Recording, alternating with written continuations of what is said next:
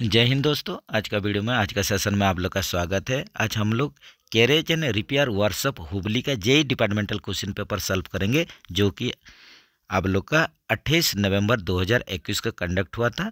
तो चलिए क्वेश्चन में चलते हैं और देखते हैं क्वेश्चन में क्या है, सॉल्व करने का कोशिश करते हैं। आप लोग वीडियो को अंत तक देखिए ताकि आप लोग बढ़िया से समझ पाएंगे। तो जैसे कि क्वेश्चन नंबर 1 में हम लोग देख रहे हैं BP pressure in working train. ये देखिए बीपी प्रेशर पूछा है वर्किंग ट्रेन में, जैसे कि बीपी 5 kg और एफपी 6 kg बोलते हैं हम लोग आम भाषा में। उसी हिसाब से देखिए ऑप्शन में चलेंगे तो ये देखिए बीपी के लिए पूछा है, बीपी के लिए हो जाएगा आप लोग का, ये देखिए बीपी प्रेशर जो वर्किंग ट्रेन में जो रहेगा ये हो जाएगा 5.0 प्लस माइनस 0.1 kg पर सेंटीमीटर स्क्वायर। उसी हिसाब से एफपी में देखिए वही रहेगा, जैसे कि आप लोग का 6.0 प्लस माइनस 0.1 kg पर सेंटीमीटर स्क्वायर, ये हो जाएगा आप लोग का एफपी के लिए। What is the diameter of boggy mounted brake cylinder. ये देखिए बीएमबीसी जो यूज होता है आप लोग का बॉगी माउंटेड ब्रेक सिलेंडर, जो कि आप लोग का आईसीएफ कोच में यूज होता है। तो इसमें आप लोग का पूछा है डायमीटर पूछा है आप लोग का सिलेंडर का, तो इसमें आप लोग का कितना होगा 203 mm होता है या ये 8 इंच होता है, दोनों को याद रखिए। तो इसी हिसाब से आप लोग ऑप्शन में चलेंगे तो ये देखिए आप लोग का 202 mm आप लोग ले सकते हैं, लेकिन ये आप लोग का 203 mm या 8 इंच होता है बॉगी माउंटेड ब्रेक सिलेंडर, जो कि आईसीएफ कोच में यूज होता है। और इसका डायमीटर ये देखिए रिपीटेड क्वेश्चन है, गलती नहीं होना चाहिए। Brake should not apply during insensitivity test within. ये देखिए यहीं पर आप लोग का इनसेंसिटिविटी टेस्ट के बारे में पूछा है, जो कि आप लोग का सेंसिटिविटी पहले देख लेते हैं। यहीं पर आप लोग अगर सेंसिटिविटी पहले देखेंगे, देख लीजिए सेंसिटिविटी टेस्ट होता है। तो इसमें हम लोग क्या करते हैं, जो बीपी प्रेशर होता है बीपी प्रेशर को हम लोग क्या करेंगे ड्रॉप करेंगे। कौन सा रेट में ड्रॉप करेंगे, ये आप लोग का देखिए 0.6 kg पर सेंटीमीटर स्क्वायर, ये ड्रॉप करेंगे 6 सेकंड के लिए, जिसमें ब्रेक लग जाना चाहिए, ब्रेक अप्लाई हो जाना चाहिए। ये है आप लोग का रूल, ब्रेक अप्लाई हो जाना चाहिए। उसी हिसाब से इनसेंसिटिविटी टेस्ट देखेंगे, यहीं पर आप लोग इनसेंसिटिविटी टेस्ट देखेंगे।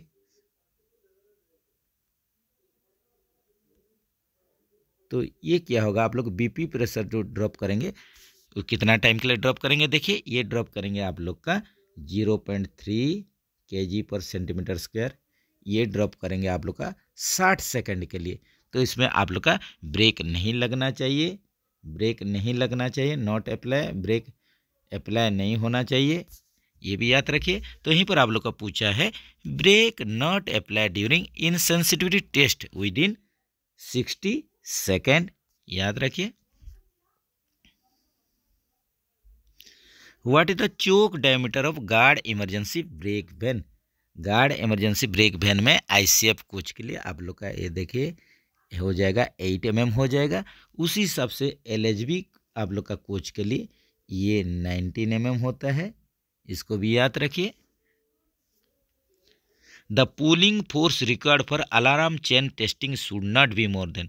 जब भी हम लोग अलार्म चेन पुलिंग टेस्ट करेंगे तो उसको कितना आप लोग का केजी वेट देके कितना प्रेस आप लोग का फोर्स देके उसको आप लोग टेस्ट करेंगे। ये होता है आप लोग का, सॉरी फ्रेंड्स, ये होता है आप लोग का 7 to 10 kg।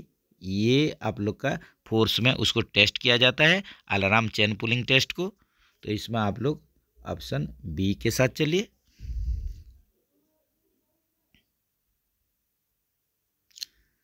What is the maximum permissible clearance between brake gear pin and bushes. आप लोग का ब्रेक गियर पिन और बुशेस में मैक्सिमम परमिसिबल जो क्लियरेंस होता है 1.5 mm होता है, 1.5 mm। Yellow strip on the end body of ICF coach is indication of days future. ये देखिए आईसीएफ कोच में आप लोग का देखिए एंड बॉडी में येलो स्ट्रिप दिया जाता है, इसका मतलब होता है एंटी टोलिस, इसमें टेलीस्कोपिक फ्यूचर है। ये भी रिपीटेड क्वेश्चन है।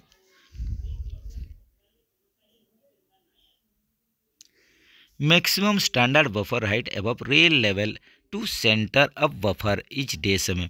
यहीं पर मैक्सिमम आप लोग का बफर हाइट पूछा है, मैक्सिमम 1105 और आप लोग का मिनिमम जो होता है 1030 mm होता है। एकदम रिपीटेड क्वेश्चन, गलती नहीं होना चाहिए। Permissible variation in wheel tread diameter in the same axle in workshop during turning is TSM। ये देखिए आप लोग का परमिसिबल वेरिएशन पूछ रहा है व्हील डायमीटर में, वो भी सेम एक्सेल में। ये आप लोग का गुड्स हो या कोचिंग हो, दोनों में ही आप लोग का सेम रहता है, जो कि आप लोग का 0.5 mm होता है सेम एक्सेल में।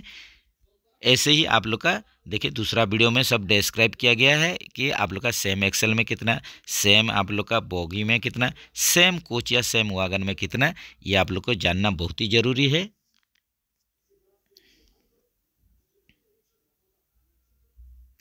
Water tank capacity of ICF coach में वाटर टैंक कैपेसिटी पूछ रहे हैं, जो कि आप लोग का 1800 लीटर होता है। आप लोग का ICF कोच में 4 ओवरहेड टैंक रहेगा, जिसका कि आप लोग का कैपेसिटी होता है आप लोग का 450 लीटर होता है, इंटू 4 कर दीजिए, 450 लीटर का 4 टैंक रहेगा। तो इसी हिसाब से आप लोग का ये हो जाएगा 1800 लीटर टोटल एक कोच में।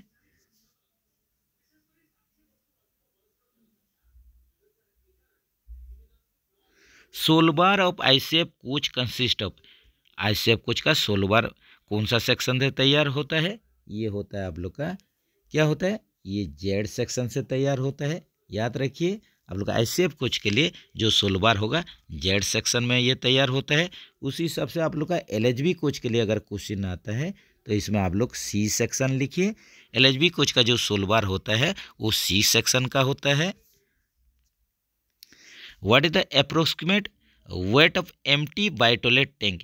एम्प्टी बायोटॉयलेट टैंक जो आप लोग का देखिए, अगर यहीं पर क्वेश्चन में ऐसा ऑप्शन नहीं है तो आप लोग का एम्प्टी बायोटॉयलेट टैंक का जो वेट होता है, अप्रोक्सीमेट वेट होता है एम्प्टी बायोटॉयलेट टैंक का ICF के लिए, देखिए ICF कुछ में जो बायोटॉयलेट यूज होता है ICF के लिए 110 kg होता है। और आप लोग का LHB में जो बायोटॉयलेट टैंक यूज होगा, इसमें जो एम्प्टी टैंक का वेट होगा 120 kg होगा, ये भी याद रखिए।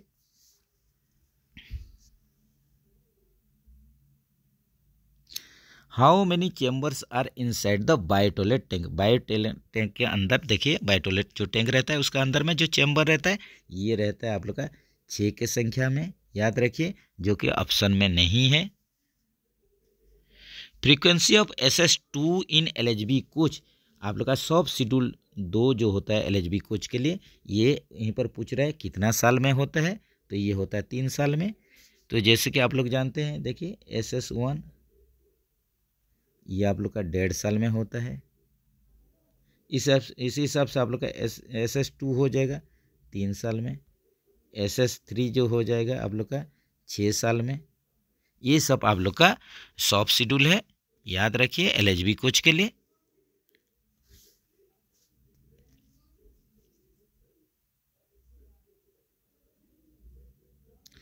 विच type of roller bearing is used in LHB coach? LHB coach में cartridge tapered roller bearing use होता है, जो कि आप लोग CTR भी बोलते हैं। इसका पूर्ण रूप होता है कैटरी स्टेपर रोलर बियरिंग, आप लोग का LHB कोच में यूज होता है।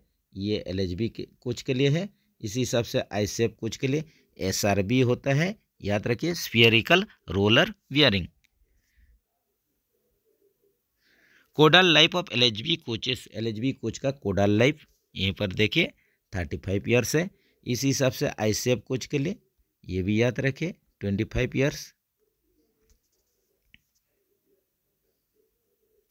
Thickness of new brake pad and condemning brake limit is, ये देखिए आप लोग का ब्रेक पैड का LHB कोच में जो ब्रेक पैड यूज होता है उसका आप लोग का नया में कितना है, कंडमनिंग कितना है, यही पूछा है। तो नया में आप लोग का 35 mm और कंडमनिंग 7 mm। तो इस हिसाब से ऑप्शन C के साथ चलिए। What is the purpose to provide yaw damper in LHB coach? Yaw damper आप लोग का LHB कोच में 4 टोटल मात्रा में कोच में रहता है, जो कि ईयर डैम्पर का आप लोग का पर्पज, इसका फंक्शन क्या होता है, to minimise the rolling motion, ये रोलिंग मोशन को मिनिमाइज करता है। ऑप्शन A के साथ चलिए।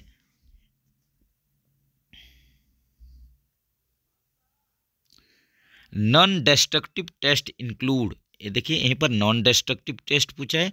नॉन डिस्ट्रक्टिव टेस्ट बोलने से आप लोग का इसमें कुछ भी डिफॉर्म नहीं होना है, डिफॉर्मेशन नहीं करना है, डिस्ट्रॉय नहीं करना है, इसको तोड़ना नहीं है। वो एनडीटी टेस्ट होता है। जो एनडीटी टेस्ट होता है यहीं पर देखिए, जो डीपीटी होता है वो भी एनडीटी टेस्ट है। अल्ट्रासोनिक टेस्ट ये भी डीपीटी है। मैग्नेटिक पार्टिकल टेस्ट एमपीआई ये भी आप लोग का एनडीटी टेस्ट है। तो यहीं पर ऑल ऑफ दी एबव हो जाएगा।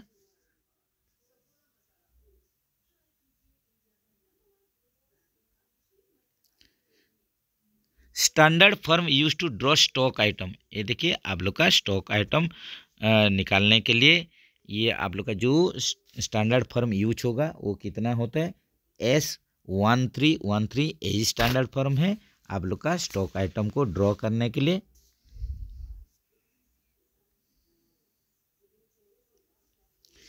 The difference between time allowed and time taken, आप लोग का टाइम अलाउड और टाइम टेकन के बीच में जो डिफरेंस होगा उसको हम लोग क्या बोलेंगे, उसको बोलेंगे टाइम सेव बोल के बोलेंगे। ये वर्क स्टडी मेथड स्टडी का क्वेश्चन है, याद रखिए। The difference between time allowed and time taken is known as time saved.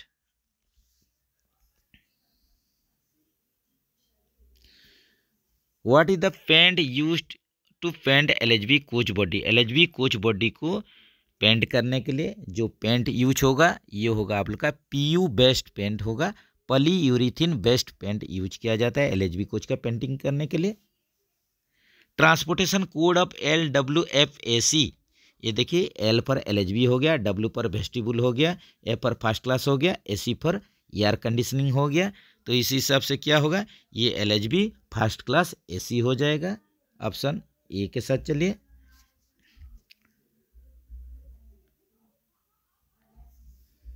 The बगी ऑफ एलएचबी फियाट बगी इज पेंटेड विथ, ये देखिए आप लोग का एलएचबी कोच में फियाट बगी कौन सा कलर से पेंटिंग होता है, यहीं पर यही क्वेश्चन है। तो ये हो जाएगा आप लोग का 24 का आप लोग एलएचबी कोच जो इसका बॉगी रहेगा जो इसको कि फियाट बॉगी बोलते हैं। तो ये कौन सा कलर से इसको पेंटिंग किया जाता है, एपॉक्सी बेस्ट ग्रे कलर। देखिए ऑप्शन सी के साथ चले, epoxy based grey colour. Which firm is used for placing an employ under deem suspension, ये देखिए डीम सस्पेंशन के लिए SF2 यूज किया जाता है। SF2 standard firm 2। जब भी कोई एम्प्लॉय अगर आप लोग का पुलिस कस्टडी में 48 आवर से ज़्यादा अगर रह जाता है तो उसको स्टैंडर्ड फर्म 2 SF2 इशू कर दिया जाता है, याद रखिए। DRF स्टैंड्स पर, ये देखिए DRF का यहीं पर फुल फॉर्म पूछ रहा है। DRF का क्या होता है, डेप्रिसिएशन रिजर्व फंड होता है। तो आप लोग 26 का ये देखिए क्या होगा, DRF का फुल फॉर्म हो जाएगा डेप्रिसिएशन रिजर्व फंड, याद रखिए। जो भी आप लोग का जो आप लोग का रिप्लेसमेंट करेंगे या रिन्यूअल करेंगे, जो ओल्ड आइटम रहेगा, ओल्ड एसेट्स रहेगा, इसको रिप्लेसमेंट और रिन्यूअल करने के लिए आप लोग का DRF फंड का यूज होता है, depreciation reserve fund. How many berths are available in LHB CN coaches, LHB 3 tier coach में CN यहीं पर हो गया 3 टायर। LHB 3 टायर कोचेस में आप लोग का टोटल बे पूछ रहा है, इसमें आप लोग का कितने कोच में जो बे रहेंगे, इसका लाइन कितना रहेगा, तो आप लोग का रो कितना रहेगा, यहीं पर हो जाएगा 10 के संख्या में बे रहेगा, याद रखिए LHB 3 टायर कोच में। What do you mean by fire retardant property of upgraded materials, ये देखिए आप लोग का जो LHB कोच वगैरह में फायर रिटर्डेंट मटेरियल लगता है, इसका मतलब क्या हो गया। ऑप्शन में चलते हैं, यहीं पर ऑप्शन में देखिए आप लोग का फायर रिटर्डेंट मटेरियल बोलने से slow rate of fire during fire accident, कोई भी फायर एक्सीडेंट होने से वो मटेरियल से जल्द आप लोग का आग लगेगा नहीं, तो ये हो जाएगा slow rate of fire during fire accident. Option B के साथ चलिए। Which type of the sheet is used for flooring in luggage area of SLR coaches, ये देखिए आप लोग का SLR कोचेस में लगेज एरिया में आप लोग का जो सीट यूज करते हैं, सीट फ्लोरिंग यूज करते हैं, उसको स्टेनलेस स्टील चेकर सीट बोल के बोला जाता है। याद रखिए, SS चेकर सीट या stainless steel checker seat. What is the thickness of PVC flooring in coaches? Coach में PVC फ्लोरिंग जो होता है उसका थिकनेस पूछ रहा है। 2 mm का आप लोग का थिकनेस रहता है PVC flooring. Polyvinyl chloride PVC का फुल फॉर्म होता है पॉलीविनाइल क्लोराइड। ये भी क्वेश्चन आता है, याद रखिए, जिसका कि फ्लोरिंग के लिए यूज होता है। इसमें इसका थिकनेस 2 mm का होता है।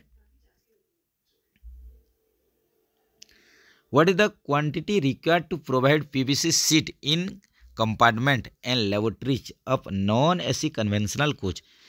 आप लोग का नॉन AC कन्वेंशनल कोच में जो PVC सीट रिक्वायरमेंट होगा, जो कि आप लोग का कंपार्टमेंट में, लेबोरेटरीज में टोटल कितना होगा, ये आप लोग का नॉन AC कन्वेंशनल कोच के लिए आप लोग का 40 मीटर का PVC सीट रिक्वायरमेंट होता है। याद रखिए। The top view of sphere is, sphere का टॉप व्यू क्या होता है? सर्किल होता है। आप लोग इंजीनियरिंग ड्राइंग किए होंगे ITI में, तो ये सब भी क्वेश्चन थोड़ा बहुत जानना जरूरी है। आप लोग का इंजीनियरिंग ड्राइंग रिलेटेड चीज़ है, तो ये हो जाएगा आप लोग का टॉप व्यू ऑफ स्पीयर जो होता है, सर्किल होता है, वृत्त होता है। Hatching lines are drawing at dash degree to the reference line. Hatching line को जो खींचेंगे रेफरेंस लाइन के साथ, ये 45 डिग्री एंगल के साथ होना चाहिए। ये भी रिपीटेड क्वेश्चन है, याद रखिए। Hatching line 45 degree. Factory act 1948 came into force with effect from, कारखाना अधिनियम 1948 डेज से प्रभावी हुआ। ये प्रभावी कब से हुआ था? आप लोग का हुआ था 1 अप्रैल 1949। याद रखिए। ऑप्शन बी के साथ चलिए।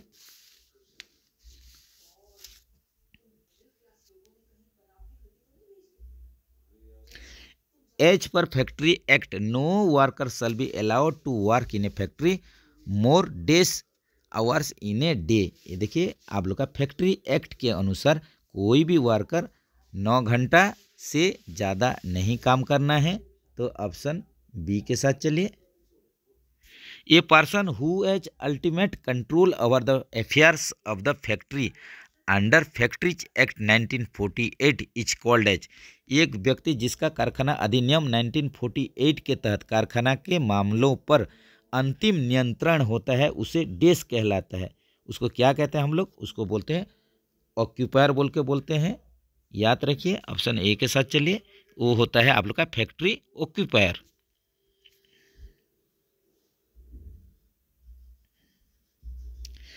Safety officer are to be appointed in organization each engaging dash और मोर एम्प्लॉय।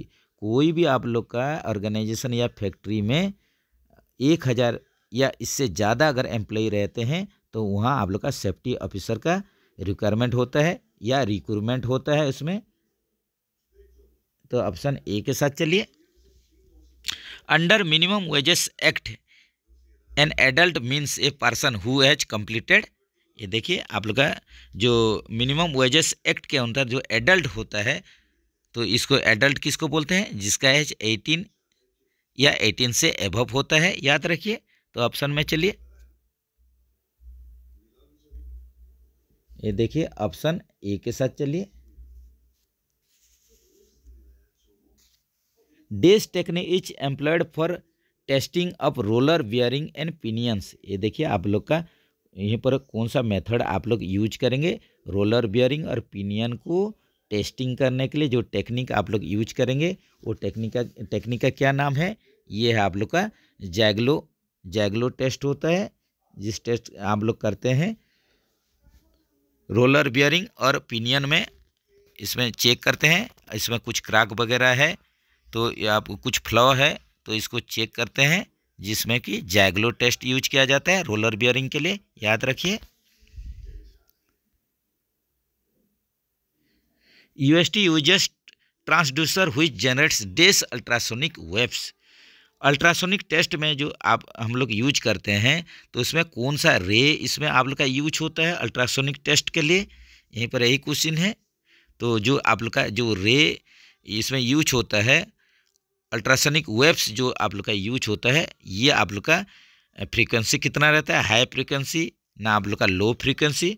तो यूएसटी टेस्ट करने के लिए आप लोग जो ट्रांसड्यूसर जो यूज करेगा, जो जनरेट्स करेगा अल्ट्रासोनिक वेव्स, वो आप लोग का क्या होना चाहिए, तो ये आप लोग का हाई फ्रीक्वेंसी होना चाहिए। हमेशा आप लोग का जो यूएसटी करेंगे उसमें ट्रांसड्यूसर जो आप लोग का हाई फ्रीक्वेंसी वाला अल्ट्रासोनिक वेव्स जनरेट्स करता है।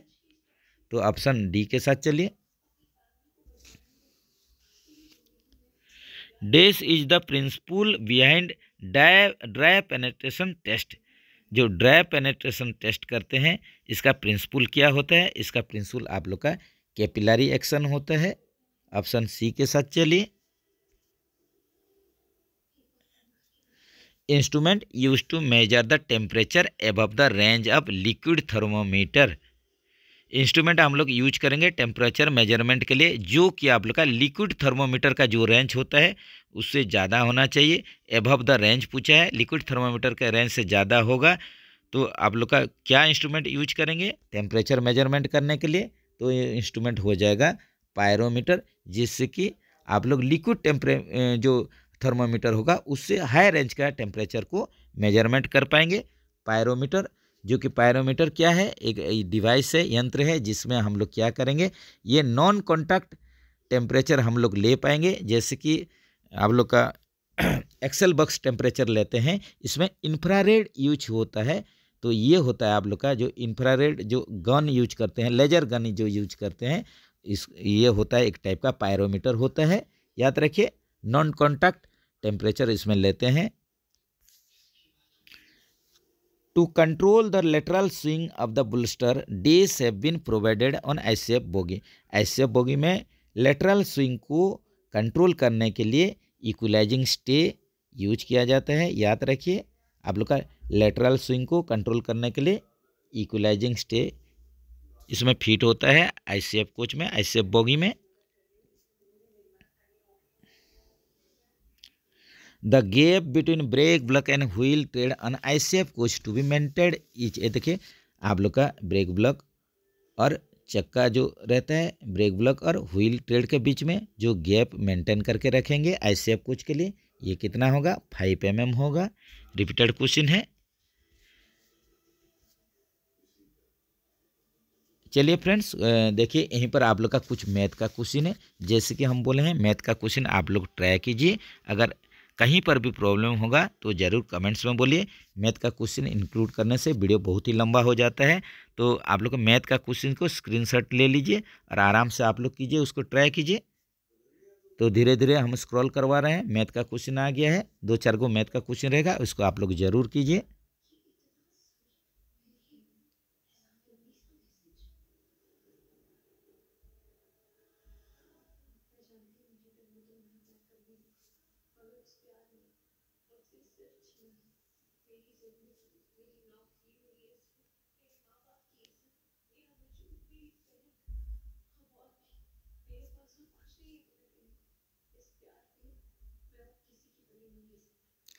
चलिए फिर से डिपार्टमेंटल रिलेटेड क्वेश्चन को देखते हैं। Gas cutting is dash process. ये देखिए, गैस कटिंग कौन सा प्रोसेस है, ये देखिए वेल्डिंग रिलेटेड क्वेश्चन है। गैस कटिंग जो होता है ये केमिकल प्रोसेस होता है, याद रखिए। How is an arc produce for welding. ये देखिए, वेल्डिंग करते हुए आर्क कैसे प्रोड्यूस होता है इसमें। तो आर्क बनाने के लिए आप लोग को क्या करना पड़ता है, मेटल जॉब का बीच में और आप लोग का इलेक्ट्रोड के बीच में कुछ गैप मेंटेन करना पड़ता है। तो ऐसा ऑप्शन देखिए कहाँ पर है, ऐसा ऑप्शन आप लोग का ऑप्शन सी में है। An air gap is form between the job and the electrode. ये देखिए, एयर गैप फॉर्म होता है आप लोग का किसका बीच में, इलेक्ट्रोड और जॉब का बीच में। After touching them with each other, जब भी टच कर देंगे ईच अदर, दोनों को टच करेंगे तो यही कंडीशन में जो एयर गैप फॉर्म होगा आपका, यही आप लोग का सही ऑप्शन है। तो आर्क प्रोड्यूस करने के लिए आप लोग को एक एयर गैप आप लोग को बनाना पड़ेगा जॉब और इलेक्ट्रोड के बीच में। What are the various method of inert gas welding. Inert gas जो आर्क वेल्डिंग होता है, ये कौन सा आप लोग का टाइप्स होता है, इसका वेराइटी क्या होता है, वेरियस मेथड क्या होता है, ये होता है आप लोग का मेटल इनर्ट गैस वेल्डिंग, जिसको कि MIG वेल्डिंग बोलते हैं, मिग वेल्डिंग बोलते हैं, ये देखिए ए है। और एक होता है आप लोग का टंगस्टन इनर्ट गैस वेल्डिंग, जिसको कि टिग वेल्डिंग बोलते हैं। तो यहीं पर आप लोग का हो जाएगा बोथ A एंड B हो जाएगा। ये दोनों आप लोग का इनर्ट गैस आर्क वेल्डिंग का प्रोसेस है। इन welding machine which welding machine is used in arc welding, arc welding के लिए कौन कौन सा आप लोग का मशीन चाहिए, पहले ऑप्शन में देख लेते हैं। DC मोटर जनरेटर सेट, ये देखिए ये भी सही है। आर्क आप लोग का जो आर्क वेल्डिंग के लिए DC मोटर जनरेटर सेट का यूज कर सकते हैं। AC ट्रांसफार्मर सेट का भी यूज कर सकते हैं।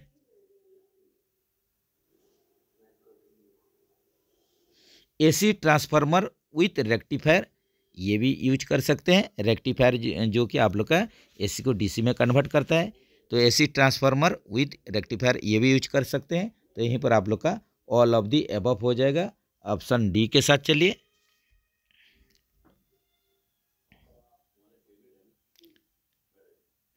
There are 2 gauges on the regulator, what does each gauge indicate. ये देखिए आप लोग का बोल रहा है कि रेगुलेटर में आप लोग का देखिए 2 गेज रहता है। तो आप लोग का यहीं पर पूछ रहा है कि क्या क्या ये 2 गेज जो रहता है क्या इंडिकेट करता है। तो इसमें देखिए ऑप्शन में अगर चलेंगे, ऑप्शन में देखिए, ऑप्शन में ठीक से देखेंगे तो आप लोग का यहीं पर हो जाएगा जो 1 इंडिकेट, देखिए यहीं पर पूछ रहा है 1 इंडिकेट्स सिलेंडर इनसाइड प्रेशर। दो आप लोग का 2 गेज रहेगा, एक गेज में आप लोग का क्या से शो करेगा, इसमें शो करेगा आप लोग का सिलेंडर का इनसाइड प्रेशर कितना है, और एक जो गेज रहेगा ये इंडिकेट करेगा वर्किंग प्रेशर को।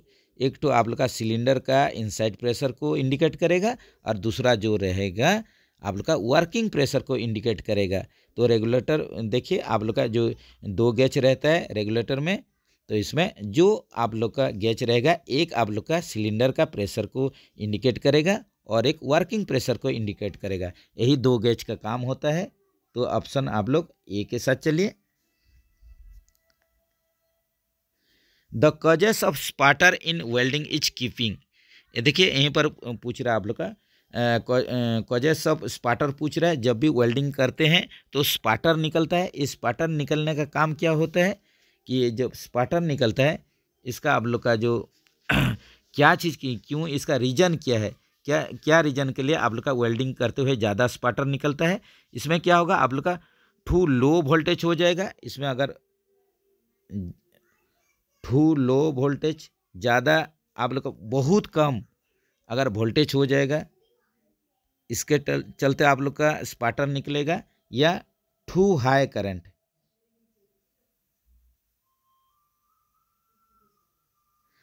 बहुत आप लोग का करंट ज़्यादा हो जाएगा, टू हाई करंट, या टू लो वोल्टेज, बहुत कम आप लोग का वोल्टेज होगा या ज़्यादा करंट हो जाएगा। यही कंडीशन में वेल्डिंग करते हुए स्पाटर निकलता है।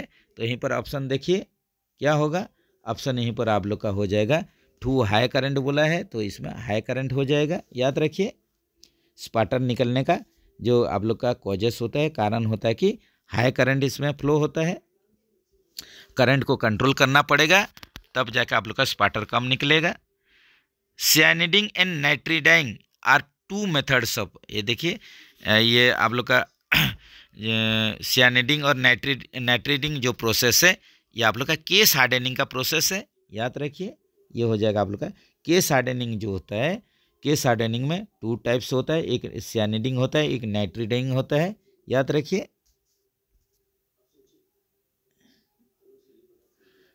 The general ratio of soluble oil and water use at coolant, देखिए यहीं पर जो कूलांट यूज करेंगे इसमें सोल्यूबल ऑयल और वाटर का बीच में रेशो कितना होना चाहिए, अनुपात कितना होना चाहिए। तो ये हो जाएगा आप लोग का सोल्यूबल ऑयल आप लोग का अगर 1 भाग रहेगा तो 20 भाग आप लोग का वाटर रहेगा। यही आप लोग का मिक्सिंग करते हुए आप लोग का कूलांट तैयार करना है, जिसमें रेशो आप लोग का 1:20 रहेगा। इसका मीनिंग है सोल्यूबल ऑयल आप लोग का 1 भाग रहेगा तो 20 भाग वाटर रहेगा, पानी रहेगा। तो 56 का आप लोग ऑप्शन सी के साथ चलिए।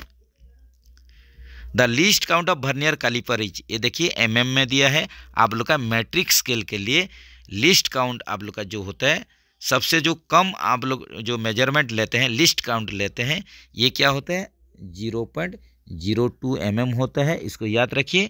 उसी हिसाब से इंच स्केल में आप लोग का कितना होगा या ब्रिटिश स्केल में कितना होगा, ये कमेंट्स में बताइए। Which of the following is an indirect measuring tools. ये देखिए इनडायरेक्ट मेजरिंग टूल्स क्या क्या है। वर्नियर कैलिपर डायरेक्ट मेजरमेंट लेंगे। देखिए माइक्रोमीटर, इनसाइड माइक्रोमीटर, इसमें भी डायरेक्ट मेजरमेंट लेंगे।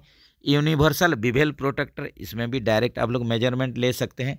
लेकिन आप लोग का इनसाइड कैलिपर या आउटसाइड कैलिपर, इसमें आप लोग डायरेक्ट मेजरमेंट नहीं ले सकते हैं। इसमें इनडायरेक्ट मेजरमेंट लेके फिर इसको आप लोग का स्केल में चेक करना पड़ेगा, या आप लोग का मीटर जिसमें भी आप लोग चेक करेंगे, जो इंस्ट्रूमेंट रहेगा इसमें और एक बार चेक करना पड़ता है। इसलिए इनसाइड आउटसाइड कैलिपर जो होता है वो इनडायरेक्ट मेजरिंग टूल्स होता है।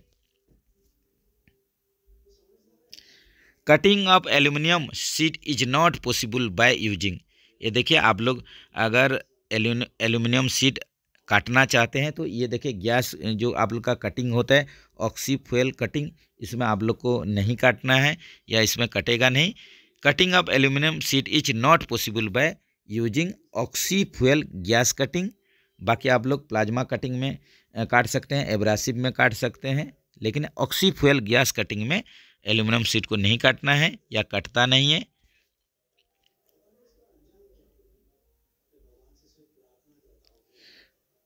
Plasma cutting machine is used for. Plasma cutting machine में देखिए क्या करेंगे, यहीं पर आप लोग का एल्यूमिनियम भी कटिंग कर पाएंगे, माइल्ड स्टील कटिंग कर पाएंगे, स्टेनलेस स्टील भी कटिंग कर पाएंगे। तो यहीं पर आप लोग का ऑल ऑफ दी एबव हो जाएगा। बेसिकली जो प्लाज्मा कटिंग मशीन होता है स्टेनलेस स्टील को काटने के लिए होता है, लेकिन इसमें आप लोग एल्यूमिनियम भी कटिंग कर पाएंगे, माइल्ड स्टील भी कटिंग कर पाएंगे और स्टेनलेस स्टील भी कटिंग कर पाएंगे। बेसिकली स्टेनलेस स्टील को कटिंग करने के लिए ही प्लाज्मा कटिंग यूज किया जाता है, लेकिन यहीं पर सब कुछ आप लोग काट पाएंगे। तो ऑप्शन डी के साथ चलिए, ऑल ऑफ दी अबव हो जाएगा। तो चलिए फ्रेंड्स, आज के लिए इतना ही, फिर मिलेंगे नेक्स्ट वीडियो में। तब तक के लिए आप लोग बढ़िया से प्रिपरेशन कीजिए। जितना बढ़िया प्रिपरेशन करेंगे, जितना ज़्यादा वीडियो देखेंगे, उसी हिसाब से आप लोग को प्रॉफिट मिलेगा, उसी हिसाब से डिपार्टमेंटल एग्जाम में आप लोग सक्सेस हो पाएंगे। जय हिंद दोस्तों।